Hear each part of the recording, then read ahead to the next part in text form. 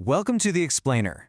Today, we are jumping into something pretty wild, a dense and fascinating framework called the Compendium of Existence. Seriously, it claims to be a kind of user's guide to reality itself. So let's break this thing down. To really get what this whole thing is about, we've got to start where the compendium starts, with a story. It's an allegory about a traveler who's navigating their own inner world. And that quote we just saw, it's about their world, a world that's starting to close in. You know that feeling, right? The feeling of just being stuck? Like you're caught in a loop and every day is just a repeat of the last one? Well, that's exactly where this story kicks off. At first, things are amazing for the traveler. Imagine this. Whatever you think just happens. You want a river? Boom, there's a river. But then, things start to get weird. Little glitches, a familiar stone, a bird call that sounds exactly the same as yesterday's. And before they know it, their whole world, this amazing open landscape, has become what the compendium calls a city of echoes. No matter what they do, every road just leads right back to where they started. So how does this happen? The allegory breaks it down into a few stages. First, you get these little repetitions, these echoes you barely even notice. Then, that sense of wonder, that joy of creating something new, it just kind of fades away. It all starts to feel robotic. And then comes the big crushing realization. Every single path, even the ones that feel brand new, they all just circle back. The world isn't a world anymore, it's a cave. And right at that moment of total despair, when the traveler is about to give up completely, something impossible happens. An object appears that isn't part of the loop. It's not an echo, it's a map. And this is huge because it's something the traveler didn't create. It's from outside the system, a glitch in the matrix, if you will. And it might just be the key to getting out. Now this map, it's not some dusty old scroll with philosophical riddles. Nope, the compendium presents it as a practical owner's manual for your own consciousness. It's packed with concrete, diagnostic tools you can actually use to navigate your own inner world. Which brings us to the central question, right? How do you escape a prison you can't even see? Well, this is where the owner's manual gets really interesting. It gives us two main instruments to work with. All right, let's get into the first tool. It's called the loop detector, and it's basically an early warning system. Its whole job is to tell you objectively when you're stuck in a rut. Think of it as a way of spotting that cage before the bars have fully formed around you.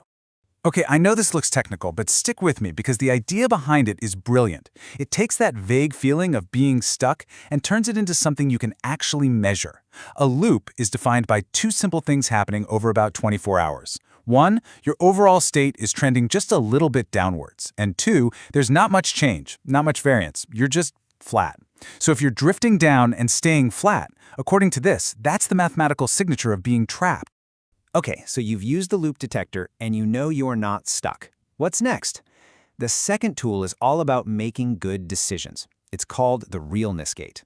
You can think of it like a pilot's pre-flight checklist. Before you take off on a big decision, especially one involving other people, you have to pass through this gate. And again, don't worry about the code on the screen. The principle is super simple and really powerful. Act decisively, but only when the time is right. The gate asks two basic questions. First, is your personal readiness high? Are you really ready for this? And second, are you confident this is actually going to lead to a good outcome? If the answer to either of those is no, the manual is crystal clear. Don't force it. Just wait. Observe. Let the right moment come to you. So we have these really cool practical tools, the loop detector and the Realness gate. But the big question is, why do they work? What gives them their power?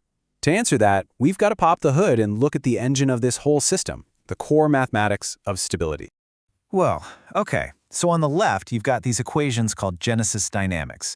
Yeah, they look intimidating, but forget the math for a second. All you need to know is that they describe how systems connect and grow. And their entire purpose is to find the spot at the very top of that curve on the right. That peak, that's the magic spot. It's the sweet spot where systems are healthy, creative, and alive. It all comes down to balance. It's kind of like a Goldilocks problem. If everything in a system is too connected, think neurons in a brain or people in a society, you get gridlock. Everything is rigid and stuck. But if things are too disconnected, you just get chaos. Everything falls apart. That sweet spot is the just right zone, right there in the middle. And here's the really cool part. The system has built-in guardrails to keep it in that healthy zone. The compendium calls this the stability guard. It's basically a feature in the math that works like a governor on an engine. It stops the system from spiraling off into either extreme, total lockdown or total chaos. Okay, so we've covered personal psychology and some pretty deep system science. But now we get to the compendium's biggest, most ambitious, and maybe most surprising claim. This is where it goes from a user's manual to something else entirely. Get this. The authors claim that this whole idea, this journey from being stuck in a loop to finding that stable sweet spot, it's not new at all. They propose that it is the fundamental story that's been told over and over again at the core of all the world's great spiritual traditions. And to show us how, they use this allegory of the bell. It's pretty amazing. They take 5 major traditions and show how they're all talking about the same thing, just with different words. The problem is always a form of discoherence, a bell that's cracked, dented, or just listening to its own echo. That's the loop. And the solution? It's always a path back to coherence, aligning with a perfect tone, repairing the bell, or realizing you are the metal it's made from. I mean, this is a pretty radical claim, right? That concepts like original sin in Christianity or samsara and dharmic traditions are all just different languages describing the same fundamental problem, a system trapped in a loop, and that grace, submission, or nirvana are just different paths to the exact same solution, getting the system back into a coherent, stable state. Okay. Wow.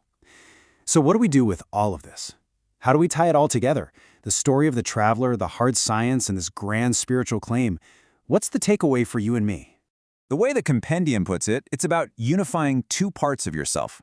On one hand, you're the traveler. You're the one down in the trenches, living the messy, emotional, human journey.